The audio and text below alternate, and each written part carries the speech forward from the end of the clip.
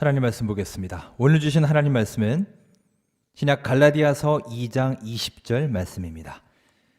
신약 성경 304페이지 갈라디아서 2장 20절 말씀입니다. 함께 봉독하겠습니다. 내가 그리스도와 함께 십자가에 못 박혔나니 그런즉 이제는 내가 사는 것이 아니요 오직 내 안에 그리스도께서 사시는 것이라. 이제 내가 육체 가운데 사는 것은 나를 사랑하사 나를 위하여 자기 자신을 버리신 하나님의 아들을 믿는 믿음 안에서 사는 것이라. 아멘. 자, 여러분 반갑습니다. 부활의 아침이 밝았습니다. 우리 예수님께서 사망의 권세를 물리치시고 3일 만에 다시 살아나신 승리와 기쁨의 날이 바로 이 부활절입니다. 올해 부활절은 이렇게 여러분의 얼굴을 뵙지 못하게 되었네요. 함께 교회에서 축하하지 못하는 것이 못내 아쉽지만 그럼에도 여러분들 각자의 삶의 현장에서 부활의 감격이 차고 넘치는 하루하루가 될 수 있기를 주의 이름으로 축원합니다. 그래도 요즘은 좀 상황이 많이 나아지고 있는 것 같습니다. 요 며칠 확진자도 계속 줄어들고 있고요. 우리 여러 포털 사이트, 다음이나 네이버 같은 사이트에 보시면 그 사회면에 이제 코로나 소식이 많지 않아요. 이제 많이 줄어들었습니다. 그래서 우리 조금만 더 이제 견디고 조심하면 조만간 우리 홀가분한 마음으로 또 기쁜 얼굴로 예배당에서 여러분들을 만날 수 있지 않을까, 그런 희망과 기대를 가져봅니다. 자, 오늘은 부활주일을 맞아서 먼저 우리 영상을 하나 보겠습니다. 이 짤막한 3개의 영상을 우리 이어서 보여드릴 텐데요. 이 영상에는 한 가지 공통점이 있습니다. 여러분들 그 3개의 영상을 보시면서 공통점이 무엇인지 한번 생각하면서 찾아보시기 바랍니다. 함께 영상을 보겠습니다. 여기서 그 김재박 선수 직관 한번 보여줘야 되는 거죠. 네.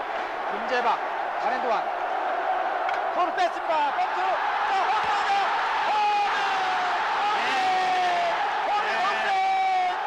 홈런! 2대2 동점 역전의 기회입니다. 한국팀 쳤습니다. 좌측! 홈런입니다. 네, 홈런이에요.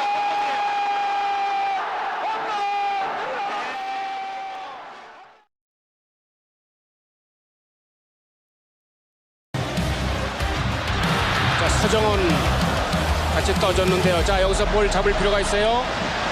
센터링하는 이기영, 최영수 헤딩 쭉 들어갔어요. 골이에요.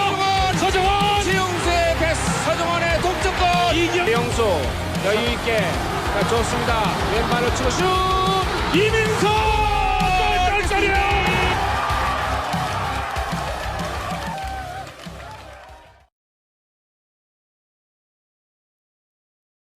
부터 치는데요, 홍수환 선수가요.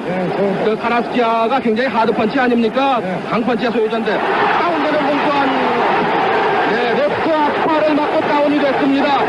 1회에서 잘 싸웠던 홍수입니다. 다시 일어났습니다. 이제 2회들 맞섰습니다. 라이트 홍수환, 양복 휘두르는 카라스키아, 완투치는 카라스키아, 다시 넘어지는 홍수환 선수. 역시 펀치가 굉장히 강하군요. 밀고 들어가는 홍수환 선수, 다운이 됐으면서도 밀고 들어가는 홍수환 선수입니다. 완투치는 홍수환입니다. 다시 다운이 됐습니다. 3번째 다운되는 홍수환 선수. 다시 맞서겠습니다. 2회전 시간이 아쉽습니다. 시간이 늦고 다시 4번째 다운입니다. 홍수환 4번째 다운. 으로 홍수환 잘 싸우고 있습니다. 2회에서 2번이나 4번이나 다운됐다는 홍수환 선수. 3회에서는 잘 싸우고 있습니다. 3회에서 로프로 몰고 있는 홍수환 선수. 모두로 다운되는 카라스키아입니다. 비틀거리는 카라스키아 비틀거리고 있습니다. 홍수환 다운됐습니다. 카라스키아 다운됐습니다. 카라스키아 선수가 다운됐습니다. 주심 제이헤드스위치에 카운트를 하고 있습니다. 2회에서 4번 다운됐던 홍수환 선수. 그러나 3회에서 카운트 홍수환 선수. 자, 영상 잘 보셨나요? 각각 시대도 다르고 또 종목도 다른 3개의 영상인데요. 공통점이 무엇인지 찾으셨나요? 자세히 살펴보면 꼭 공통점이 하나만 있진 않을 겁니다. 여러 가지 있을 거예요. 뭐가 있을까요? 일단 다 국제 경기죠. 우리나라와 다른 나라 간의 경기입니다. 뭐 팀이든 개인이든 간에 하여간 다 국제 경기이고요. 그리고 우리나라가 다 이겼어요. 승리한 경기입니다. 그것도 공통점일 겁니다. 또 하나 중요한 공통점이 있죠. 모두 다 역전승이라는 것입니다. 우리나라가 다 이기긴 이겼는데 전부 다 패색에 짙던 경기를 막판에 뒤집어서 역전승했다는 것입니다. 첫 번째 영상은 1982년, 벌써 옛날입니다. 세계 야구 선수권 대회 결승전이죠. 이 장소가 우리나라 잠실구장입니다. 이 경기가 결승전이면서 한일전이었어요. 흔히 우리나라는 일본한테는 가위바위보도 치면 안 된다고 하죠. 얼마나 이 중요한 경기이겠습니까? 안방에서 7회까지 2대0으로 지고 있었습니다. 서서히 패배의 그림자가 드리우던 때 8회에 극적으로 동점을 만들고 역전 홈런을 쳐서 결국 우승을 차지합니다. 두 번째 본 그 축구 영상은 1997년에 열린 소위 도쿄 대첩이죠.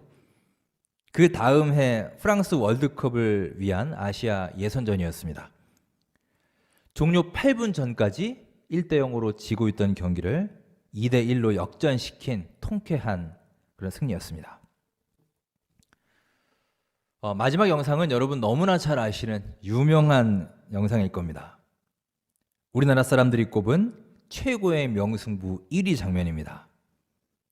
WBA 주니어 패더급 파나마의 카라스키아 선수와 홍수환 선수와의 챔피언 결정전, 소위 사전 5기의 신화입니다. 벌써 이제 20년, 30년이 훌쩍 넘은 경기들인데도 아직까지 우리 기억 속에 명승부로 남아 있습니다. 자, 왜 그럴까요? 어떻게 이렇게 오랜 시간이 지났음에도 우리 기억 속에 남을 수 있을까요? 그것은 바로 이 경기들이 역전승이었기 때문일 겁니다. 자, 만약에 우리가 애초부터 당연히 이길 것이라 예상되는 경기였거나 우리가 또 일방적으로 이 경기를 이겼다면 이렇게 기억에 남지 않을 겁니다. 하지만 다 졌다고 생각하던 순간에 그 경기를 극적으로 뒤집어서 이겼기 때문에 그 기쁨이 배가 되고 오랫동안 기억에 남는 것 아니겠습니까? 요즘 드라마들을 보시면 거의 필수적으로 들어가는 내용이 바로 반전입니다. 이제는 이 반전 코드가 들어가지 않으면 드라마가 밋밋해서 재미가 없을 정도입니다. 범인이 과연 누굴까? 주인공은 과연 누구랑 결혼하게 될까? 이 사람 보여줬다가 저 사람 나왔다가 계속해서 시청자들을 헷갈리게 만들죠. 계속 떡밥들을 던지고 나중에 결정적인 순간에 시청자들의 뒤통수를 확 쳐버립니다. 이런 반전이 있을 때 우리들은 더 큰 재미와 감동을 느끼게 됩니다. 오늘은 우리 인류 역사의 최고의 반전 드라마이자 역전 드라마를 기억하는 날입니다. 바로 부활절입니다. 여러분, 우리 예수님의 이 부활이야말로 인류 최고의 역전 드라마를 할 수 있습니다. 이스라엘 백성들이 희망을 가지고 따라다녔던 예수님이 십자가에 달려 죽으셨습니다. 이것은 그들에게 엄청난 충격이었습니다. 그렇게 끌려가고 쓰러지고 모욕을 당해도 그래도 그들은 마음속으로 설마 했을 거예요.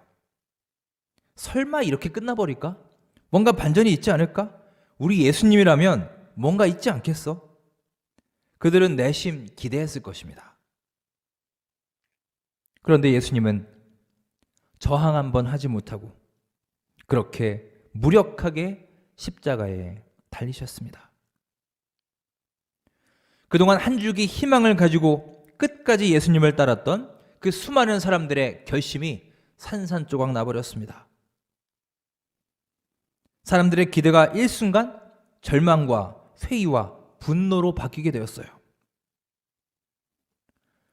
수많은 사람들을 구원하고 여러 가지 기적을 일으키고 사람들의 병을 치유하고 죽은 자도 살리신 능력의 예수님이 정작 자기 자신은 구원하지 못하신 것입니다. 무기력한 메시아였습니다. 이런 예수님을 보면서 사람들은 생각합니다. 그가 전하는 하나님 나라가 결국 실패했다고 사람들은 생각했습니다. 예수야말로 정녕 인생의 패배자라고 생각했습니다. 마치 사탄이 승리한 것처럼 보였습니다. 악이 이긴 것처럼, 어둠이 이긴 것처럼 보였습니다. 하지만 여러분, 그것이 끝이 아니었습니다. 예수님에 대한 모든 기대가 절망으로 가라앉은 바로 그때, 바로 그 순간 예수님이 다시 살아나셔서 사람들 앞에 나타나신 것입니다. 우리 예수님은 부활하셨고 예수님이 계셨던 그 무덤은 빈 무덤이었습니다. 사랑하는 여러분,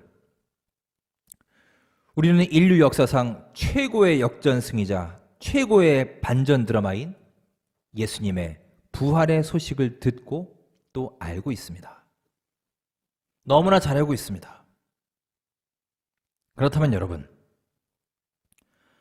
우리는 과연 이 부활의 기쁨과 감격 속에서 하루하루 살고 계십니까? 2020년 우리는 또다시 부활절을 맞이합니다. 여러분에게 있어서 부활절은 어떤 날인가요? 예수님의 부활의 이 기쁨과 감격이 지금의 내 삶에서 여전히 작동하고 여전히 영향력을 발휘하고 있습니까? 특별히 올해는 교회에서 모이지 못하고 여러분의 가정에서 또 여러분의 삶의 현장에서 부활절 예배를 드리고 있습니다. 우리 인생에서 자주 경험하기 힘든 일이죠. 어쩌면 앞으로 다시는 경험할 수 없을지도 모르는 그런 특별한 부활절을 우리는 지금 보내고 있습니다.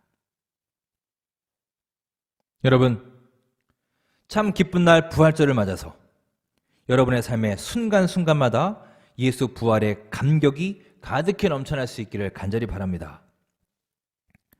부활의 예수님을 내 삶에 모셔서 여러분의 삶에도 극적인 반전과 대역전의 드라마가 펼쳐질 수 있기를 간절히 바랍니다. 지금 우리가 겪고 있는 슬픔과 좌절과 낭망이 기쁨과 희망으로 변화되고 패배자와 실패자처럼 보이는 초라한 내 모습이 우리 주 하나님의 사랑을 듬뿍 받아서 축복의 사람으로 변화하는 역사가 우리의 삶에 일어날 수 있기를 주의 이름으로 축원합니다. 오늘 함께한 갈라디아서 2장 20절 말씀에서 우리는 사도 바울의 새로운 인생관을 볼 수 있습니다. 자, 그가 20절에서 고백하고 있습니다. 우리 20절 다시 한번 한 목소리로 읽겠습니다. 시작. 내가 그리스도와 함께 십자가에 못 박혔나니 그런즉 이제는 내가 사는 것이 아니요 오직 내 안에 그리스도께서 사시는 것이라. 이제 내가 육체 가운데 사는 것은 나를 사랑하사 나를 위하여 자기 자신을 버리신 하나님의 아들을 믿는 믿음 안에서 사는 것이라. 아멘. 그가 고백하기를 이제는 내가 사는 것이 아니라는 것입니다. 오직 내 안에 있는 예수 그리스도께서 사시는 것이다 라고 그가 고백하고 있어요. 3월 초부터 우리가 온라인 예배를 드리면서 우리 매주 한 명씩 또 한 팀씩 돌아가면서 특별 찬양을 하고 있습니다. 그렇게 은혜를 함께 나누고 있습니다. 우리 찬양해 주시는 모든 분들께 진심으로 감사를 드립니다. 오늘은 부활주일이고 좀 특별한 날이기 때문에 찬양을 두 팀에서 준비했습니다. 토부 찬양단에서 준비를 했고요. 또 이 설교 전에 여러분 다 들으셨죠? 우리 세 남매 윤주영, 윤건영, 윤진서 이 세 남매가 이제 바이올린으로 찬양하며 함께 은혜를 나누었습니다. 찬양한 곡이 주의 손에 나의 손을 포개고라는 제목의 찬양입니다. 아마 여러분 아시는 분 많이 계실 겁니다. 노래가 아니라 이제 바이올린 연주였기 때문에 여러분들이 가사를 잘 모르실 수도 있는데요. 그 가사를 보시면 이런 부분이 나옵니다. 오늘의 이 말씀, 사도 바울의 고백이 나오고 있어요. 이제는 내가 사는 것이 아니요 오직 주를 위해 사는 것이라. 여러분, 바울은 내가 사는 것이 아니다라고 고백하고 있습니다. 아니, 내가 지금 여기 있는데, 내가 지금 살고 있는데, 내 몸을 가지고, 내 생각을 가지고, 내 판단을 통해서 지금 살고 있는데 내가 사는 것이 아니라니, 이게 도대체 무슨 뜻일까요? 그리고 여기에서 말하는 나는 과연 무엇일까요? 누구일까요?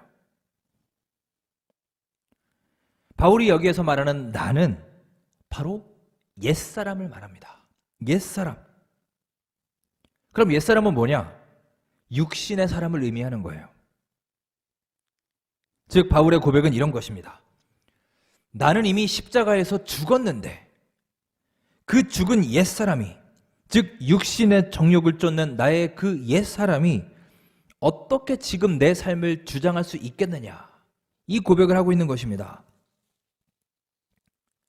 결국 그의 결론은 지금은 내가 사는 것이 아니라 내 안에 그리스도께서 사는 것이다 라는 겁니다. 이 말은요, 바울 자신에게 있어서 새로운 생명을 주시는 분이 바로 그리스도이시라는 겁니다. 즉 예수 그리스도께서 내 대신 십자가에 돌아가심으로 나를 구원해 주셨고요, 또한 나의 옛사람을 대신해서 새로운 생명을 공급해 주심으로 나를 새로운 피조물로 창조하셨다는 것을 이처럼 고백하고 있습니다. 결국 나의 생명은 그리스도의 생명과 일치가 된다는 거예요.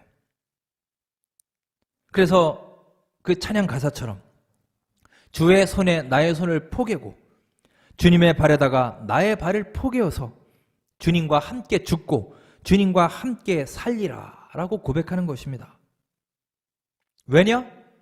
그의 생명이 나에게 새로운 생명을 주셨기 때문입니다.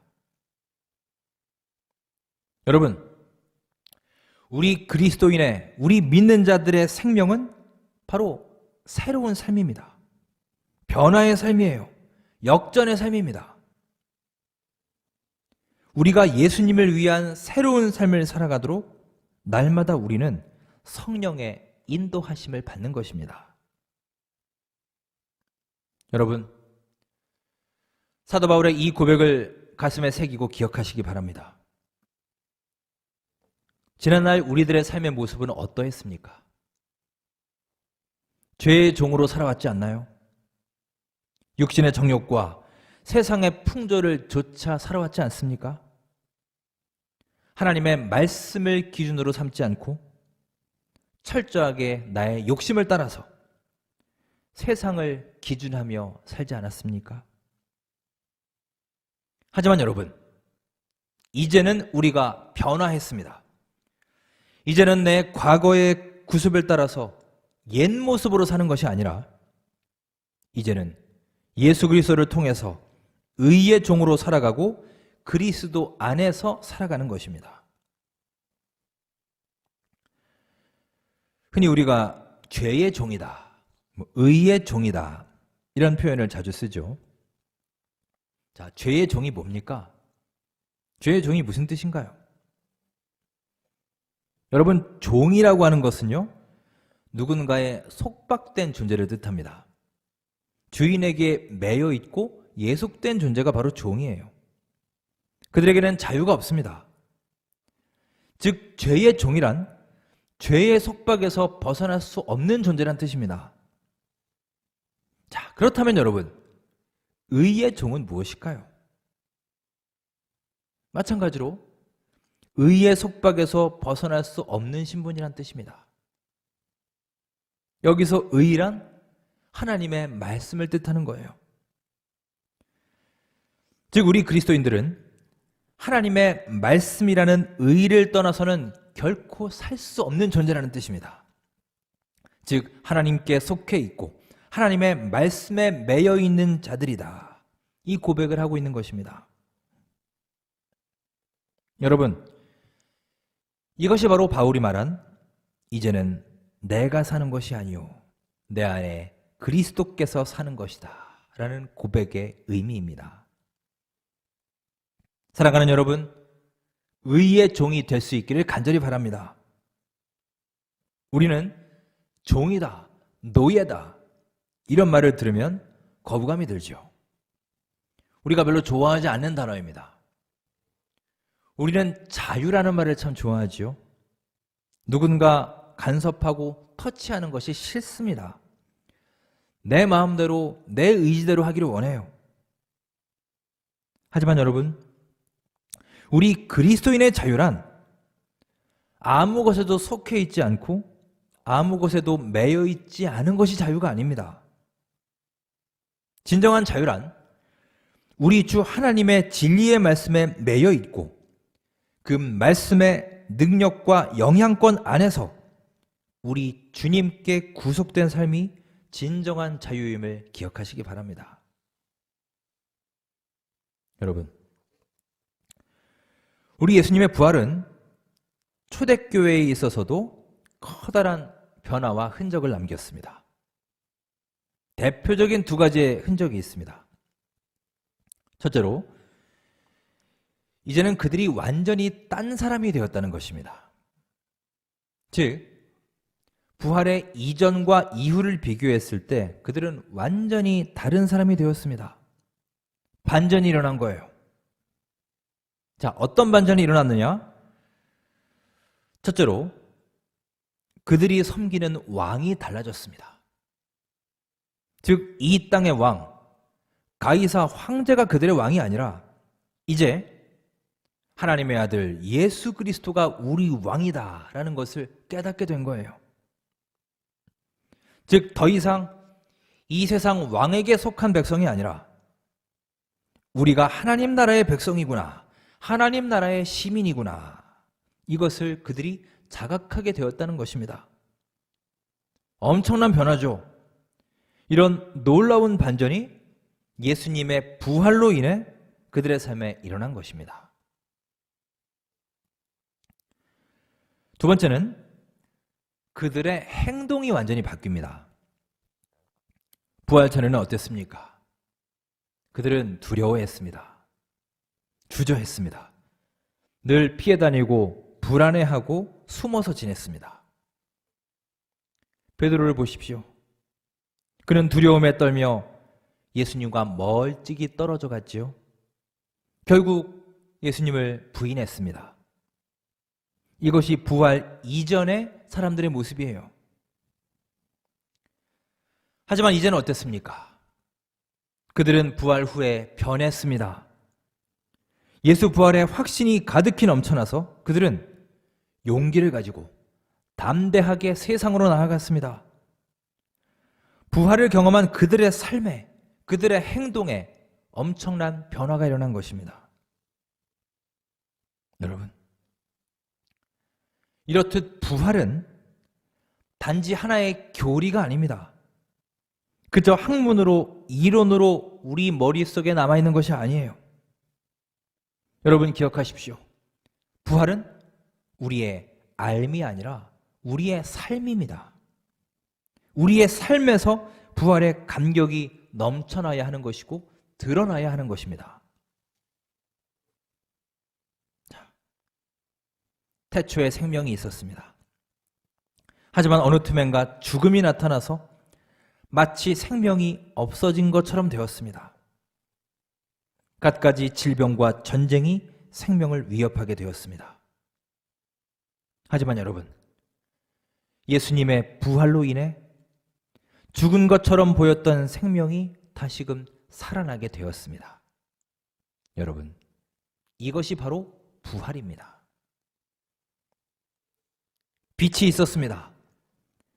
하지만 어느새부터인가 어둠의 세력이 점점 커지고 빛이 사라지게 되었습니다. 그런데 예수 그리스도의 부활로 인해서 사라졌던 빛이 다시금 드러나게 되었습니다. 여러분, 이것이 부활입니다. 원래 우리는 서로 사랑하며 살았습니다. 그런데 언제부터인지 우리 마음속에 미움이 싹트기 시작했습니다.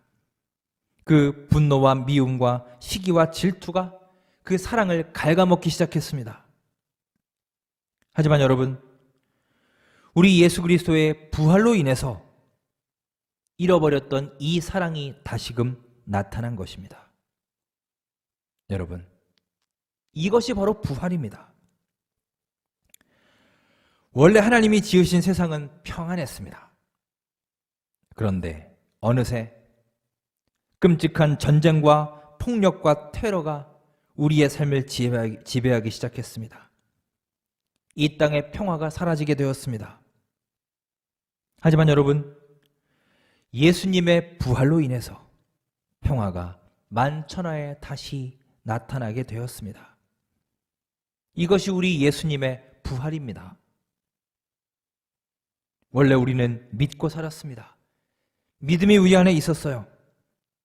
하지만 어느새 우리에게 의심이 생겨났고 서로의 믿음을 이 의심과 불신이 덮어버렸습니다.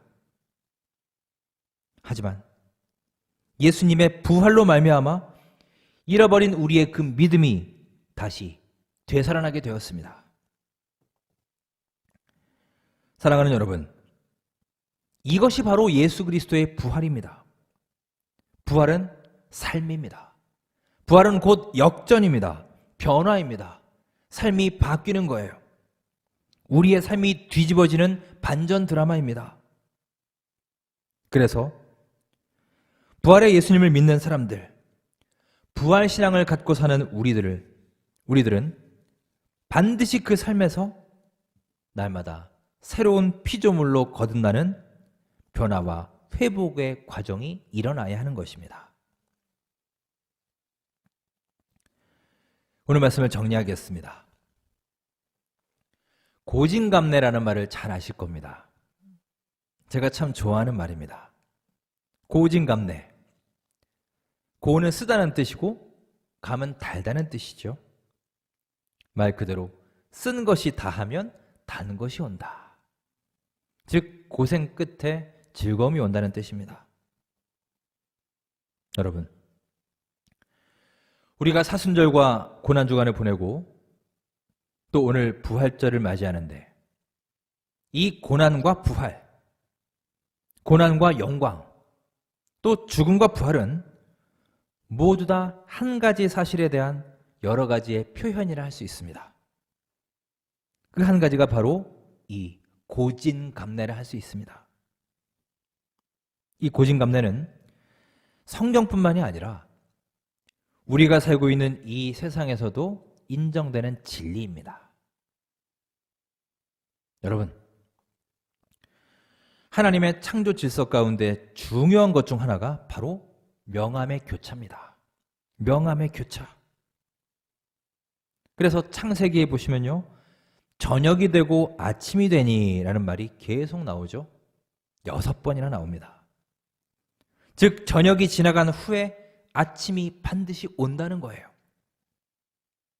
여러분, 성경을 자세히 보시면 하나의 흐름이 있는데요, 어두움이 먼저 오고 밝음이 나중에 옴을 말한다는 것입니다. 시편 30편 5절에서 말합니다. 저녁에는 울음이 깃들일지라도 아침에는 기쁨이 오리로다. 여러분, 저녁에는 울음이 있으나 아침에는 기쁨이 온다는 거예요. 겨울이 온 후에 봄이 온다는 겁니다. 얼어 죽은 것 같던 나무에 꽃이 핀다는 거예요. 바로 이 원리를 보여주는 것이 우리 예수님의 고난과 부활인 것입니다. 반전이 있고 희망이 있는 메시지입니다. 여러분, 우리가 믿는 기독교는요, 처음보다 마지막이 잘 되는 종교입니다. 이 세상에서는 비록 힘들고 가난하고 무시당하고 실패한 인생처럼 보일지라도 우리에게는 여러분, 아름다운 하늘나라가 예비되어 있지 않습니까? 최후에 웃는 자가 진정한 승리자이며 나중이 잘 되어야 진짜 잘 되는 것 아니겠습니까? 사랑하는 여러분, 우리 예수님의 고난과 부활을 기억하시고 날마다 그 감격과 기쁨과 감사 가운데 거하는 우리의 삶이 될 수 있기를 간절히 바랍니다. 이제는 내가 사는 것이 아니라 오직 내 안에 그리스도께서 사시는 것이다. 바울의 이 고백이 우리 모두의 진정한 고백이 되셔서 부활의 대반전과 역전을 체험하는 귀한 하루하루가 될 수 있기를 주님의 이름으로 축원합니다. 기도하겠습니다. 사랑의 하나님, 사망 권세를 이기시고 승리하신 이 부활주일에 우리 주 예수님의 부활을 축하하며 예배합니다. 주님의 십자가와 부활을 통해 우리의 삶이 변화되었음을 믿습니다. 이제는 내가 사는 것이 아니요 오직 내 안에 그리스도께서 사는 것이라는 바울의 고백을 가슴에 품고 우리의 삶에도 부활의 감격과 반전의 역사가 있게 하여 주시옵소서. 주님의 손에 나의 손을 포개고 주님과 늘 동행하며 주님께 구속된 진정한 자유를 누리게 하여 주시옵소서. 예수님의 이름으로 감사하며 기도드립니다. 아멘.